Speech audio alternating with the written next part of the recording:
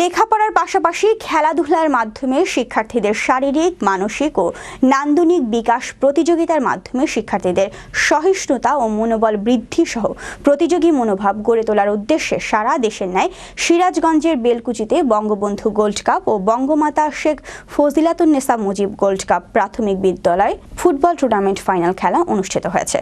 বুধবার বিকেলে বেলকুচি সরকারি কলেজ মাঠে ফুটবল টুর্নামেন্ট ফাইনাল খেলা অনুষ্ঠানের সভাপতিত্ব করেন বেলকুচি উপজেলার নির্বাহী অফিসার আফিয়া সুলতানা কিয়া। উক্ত অনুষ্ঠানে প্রধান অতিথি হিসেবে ছাত্রছাত্রীদের ভবিষ্যৎ পরিকল্পনার বিভিন্ন দিক নির্দেশনামূলক বক্তব্য রাখেন বেলকুচি উপজেলা পরিষদের চেয়ারম্যান আলহাজ ইঞ্জিনিয়ার আমিনুল ইসলাম। বিশেষ অতিথি হিসেবে উপস্থিত ছিলেন বেলকুচি উপজেলার সহকারী কমিশনার ভূমি শিবানী সরকার, বেলকুচি থানা অফিসার ইনচার্জ আনিসুর রহমান, বেলকুচি উপজেলা ভাইস চেয়ারম্যান ফারুক সরকার, মহিলা ভাইস চেয়ারম্যান রাজিয়া সুলতানা মিলন প্রমুখ।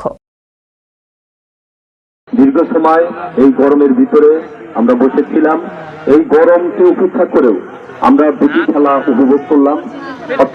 খেলাধুলা হায়ার এডুকেশনের জন্য বা যে কোনো এক্সট্রা কারিকুলাম হায়ার এডুকেশনের জন্য এখন অন্যতম। শুধু আপনি ফার্স্ট ক্লাস ফার্স্ট হইলেন একটা স্কুল অথবা কলেজ অথবা আপনি অনার্সই ধরেন, ফার্স্ট ক্লাস ফার্স্ট হইলেন, আপনি হায়ার এডুকেশনে যাবেন, স্কলারশিপের জন্য যাবেন। আপনি যদি এক্সট্রা কারিকুলাম এই সার্টিফিকেট গুলো অত্যন্ত অত্যন্ত অত্যন্ত গুরুত্বপূর্ণ ভূমিকা পালন করবে। আপনি 100-তে 100 নম্বর পাইলেন, বাট খেলাধুলা যদি সার্টিফিকেট থাকে আপনি 100% স্কলারশিপ পাইলেন। বাট একটা সাবজেক্টে 100% পাইলেন, আপনার এক্সট্রা কারিকুলাম কোনো নাই, সার্টিফিকেট নাই, আপনি কিন্তু ভালো বা ভুল স্কলারশিপ কিন্তু পাবেন না।